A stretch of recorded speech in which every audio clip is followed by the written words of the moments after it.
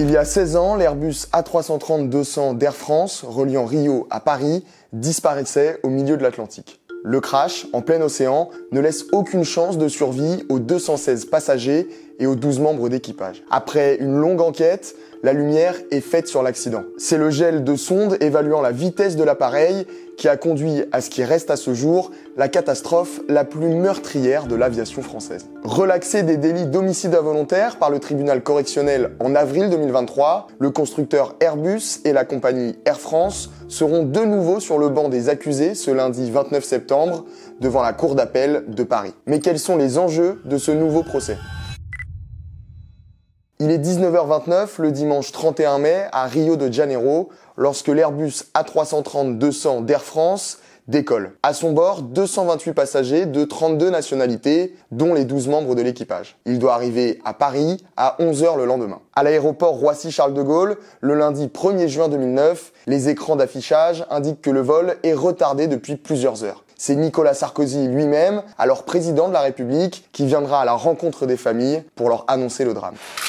Je leur ai dit la vérité, c'est-à-dire que les perspectives de retrouver des survivants sont très faibles.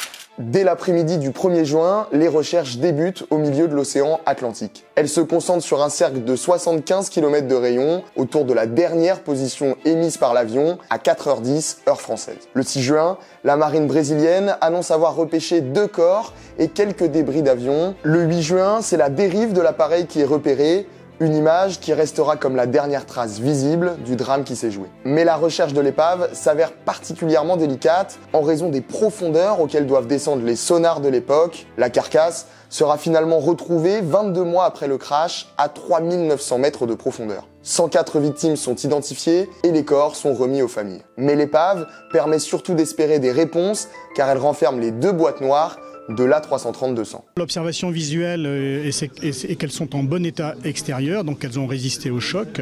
Il est possible qu'il y ait de la corrosion, mais ça nous le saurons dans les prochaines heures. Avant que le BEA, Bureau d'enquête et d'analyse pour la sécurité de l'aviation civile, publie ses premières conclusions, le constructeur Airbus puis la compagnie Air France sont mis en examen en mars 2011 à Paris pour homicide involontaire. 2 mois plus tard, le BEA publie les premiers éléments sur la chronologie du drame. En vol depuis plus de 6 heures, l'avion se trouve à 10 670 mètres d'altitude quand les sondes Pitot, givrées, ne fournissent plus les données de vitesse, ce qui désactive le pilote automatique. Ne sachant pas comment réagir, l'un des 2 pilotes cabre l'avion, ce qui engendre un décrochage de l'appareil. L'avion perd de l'altitude rapidement, passant de 10 000 à 3 000 mètres en 3 minutes. Le retour du commandant, parti se reposer, ne change rien. L'Airbus A330-200 s'écrase dans l'Atlantique à 4h14 heure française. Dans les premiers rapports, ce sont d'abord les défaillances de l'équipage qui sont montrées du doigt, mais une expertise judiciaire rendue à l'été 2012 pointe aussi des problèmes techniques et un déficit d'information des pilotes en cas de givrage des sondes, un incident qui était déjà arrivé par le passé. Menée par la juge Sylvia Zimmermann, l'instruction suit son cours, mais les familles des victimes demandent plus de transparence. Constituées partie civile, elles jugent Airbus et Air France partiellement responsables du crash. On aurait bien voulu avoir une communication complète du rapport pour pouvoir être à même au moins de le lire intégralement et de pouvoir formuler, si vous voulez, des interrogations, des interpellations un peu ciblées sur le plan technique. À la demande d'Airbus, les juges ordonnent une contre-expertise dont les résultats, en avril 2014, remettent l'accent sur la réaction inappropriée de l'équipage et sur des manquements d'Air France. Le parquet général, de son côté, affirme que les causes indirectes du crash étaient imputables au manquement des 2 entreprises. Les dirigeants d'Air France se sont abstenus de mettre en œuvre la formation et l'information des équipages nécessaires, tandis qu'Airbus a sous-estimé la gravité des défaillances des sondes de vitesse Pitot et n'a pas suffisamment agi pour corriger ce dangereux défaut. Le jeudi 5 septembre 2019, soit 10 ans, 4 mois et 5 jours après le crash, les juges d'instruction en charge de l'enquête ordonnent un non-lieu général pour Airbus et Air France, estimant que leurs investigations n'ont pas conduit à caractériser un manquement fautif des 2 entreprises avec les fautes de pilotage à l'origine de l'accident. Une décision qui suscite la colère des parties civiles. Donc c'est vrai que les familles de victimes qui sont des justiciables avant tout ils perdent complètement leur latin et comprennent pas ce qui se passe. Et effectivement, ce non-lieu, c'est une douche froide.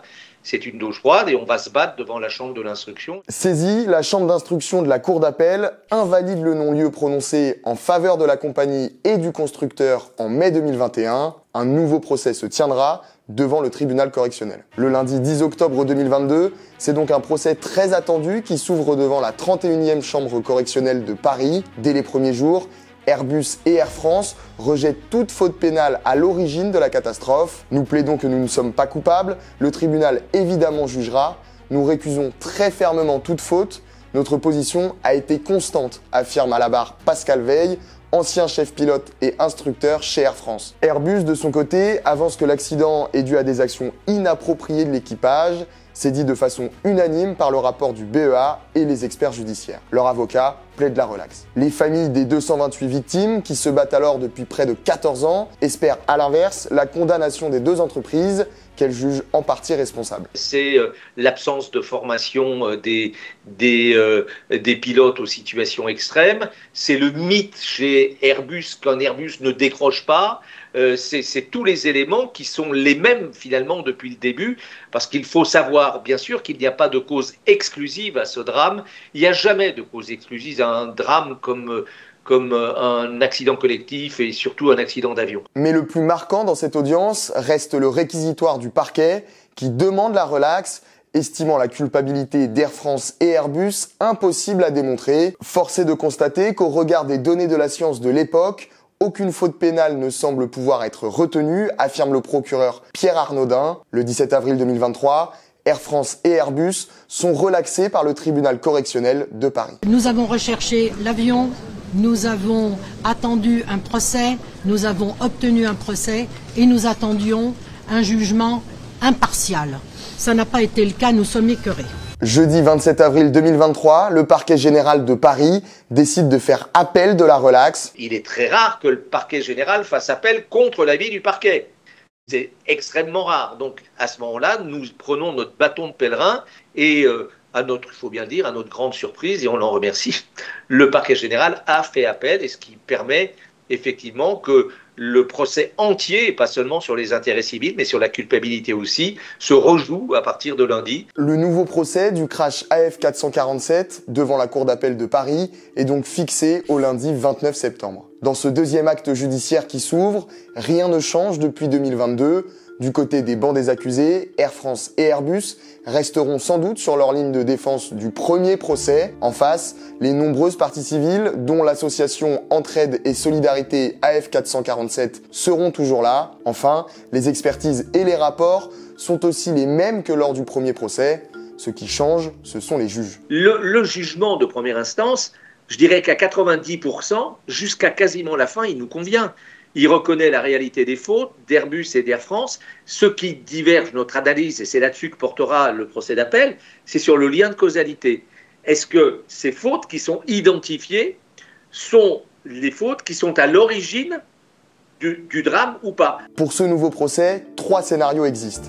Soit la cour d'appel confirme la décision de première instance, donc la relaxe d'Air France et Airbus, soit à l'inverse, elle infirme la décision totalement ou partiellement, c'est-à-dire l'annule ou la modifie. Elle rend alors une nouvelle décision qui remplacera l'ancienne. Dans les 3 cas, Airbus et Air France ou les parties civiles pourront, si elles le souhaitent, se pourvoir en cassation pour un nouveau jugement. Vous l'avez compris, 16 ans après la catastrophe et 13 ans après l'établissement des faits, la justice peine à établir les responsabilités dans le crash Rio-Paris, et c'est tout l'enjeu de ce nouveau procès qui s'ouvre aujourd'hui.